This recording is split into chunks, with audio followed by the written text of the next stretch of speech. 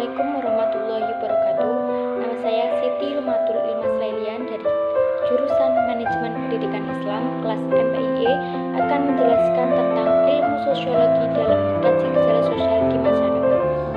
Secara etimologis, sosiologi berasal dari kata socius dan logos. Dalam bahasa Latin, socius berarti teman, sedangkan dalam bahasa Yunani logos berarti perkataan, pembicaraan, dan ilmu. Dengan demikian, sosiologi dapat diartikan sebagai ilmu yang membahas tentang hubungan antar manusia di dalam kehidupan bermasyarakat. Menurut pendapat beberapa ahli, menurut Auguste Comte, sosiologi merupakan ilmu yang mempelajari manusia sebagai makhluk yang mempunyai naluri untuk senantiasa hidup bersama dengan sesamanya. Dan di sini juga ada ciri-ciri sosiologi. Menurut Harry M. Johnson, sosiologi memiliki ciri-ciri sebagai berikut.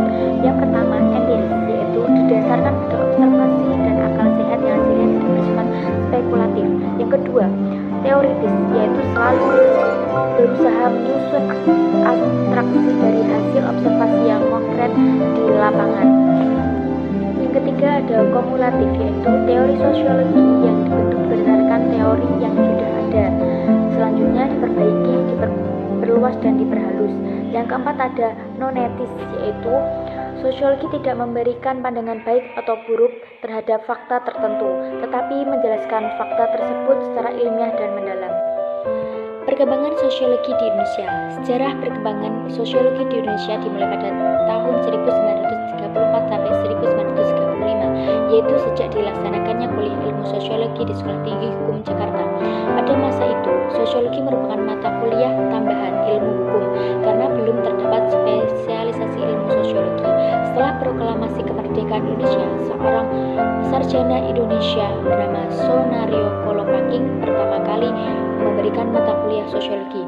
Kuliah dilaksanakan di Akademi Ilmu Politik Yogyakarta yang saat ini menjadi Universitas Gadjah Mada, Fakultas Ilmu Sosial dan Politik.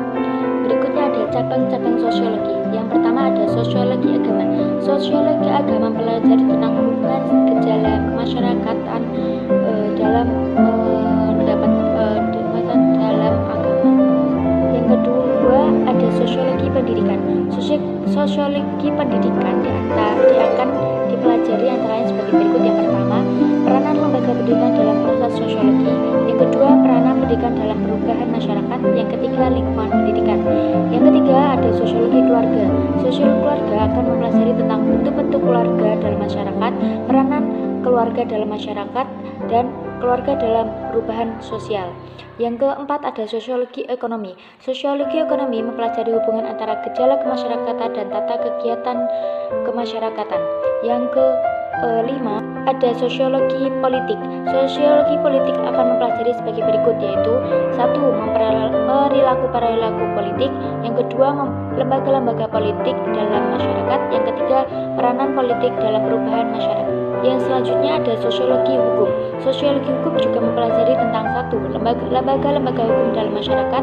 Yang kedua, peran hukum dalam masyarakat. Yang ketiga, perilaku masyarakat dalam hubungannya dengan hukum yang berlaku. Yang terakhir ada sosiologi industri. Sosiologi industri juga mempelajari tentang satu, hubungan industri dengan berbagai subsistem yang ada dalam masyarakat. Yang kedua, aktivitas yang berkaitan dengan produksi, distribusi, dan konsumsi. Dan yang ketiga, peranan industri dalam perubahan masyarakat. Berikutnya ada keterkaitan ilmu sosiologi dengan gejala sosial.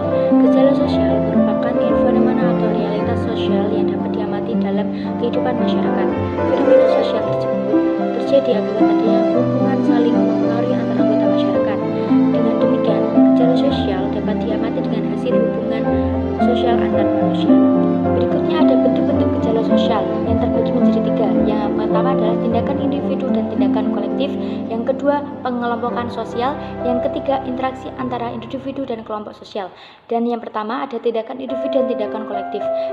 Tindakan individu merupakan bentuk gejala sosial apabila tindakan tersebut diarahkan kepada orang lain. Tindakan yang ditujukan kepada orang lain disebut pula tindakan sosial. Dan yang kedua ada pengelompokan sosial. Manusia sebagai makhluk sosial pada dasarnya tidak dapat hidup sendiri. Oleh karena itu, manusia menjalin hubungan sosial dengan manusia lainnya. Berasal dari saling membutuhkan satu sama lain, manusia membentuk kelompok-kelompok. Yang Yang ketiga ada interaksi antara individu dan kelompok sosial. Interaksi antara individu dan kelompok sosial merupakan hubungan timbal balik antara individu dan kelompok.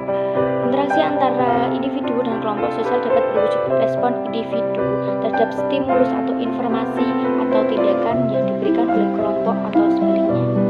Selanjutnya ada peran sosiologi dari beberapa bidang. Yang pertama di bidang riset, sebagai orang yang ahli di bidangnya atau di bidang riset, para sosiologi menaruh perhatian yang besar terhadap perkembangan ilmu yang digelutinya tersebut, sehingga mereka melakukan riset ilmiah untuk memperoleh berbagai data mengenai kehidupan sosial atau suatu masyarakat yang kemudian diolah menjadi suatu karya ilmiah.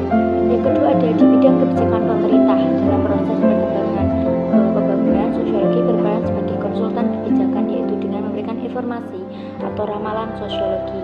Melalui ramalan sosiologi dapat diketahui kecenderungan kebijakan sosial yang mungkin terjadi di suatu di lain waktu. Dan yang ketiga ada di bidang teknis. Beberapa sosiologi atau sosiolog terlibat dalam perencanaan dan pelaksanaan kegiatan masyarakat. Mereka memberi saran-saran baik dalam penyelesaian berbagai masalah hubungan masyarakat, hubungan antar karyawan, masalah moral, maupun hubungan antar kelompok dalam suatu organisasi. Yang keempat ada di bidang pendidikan.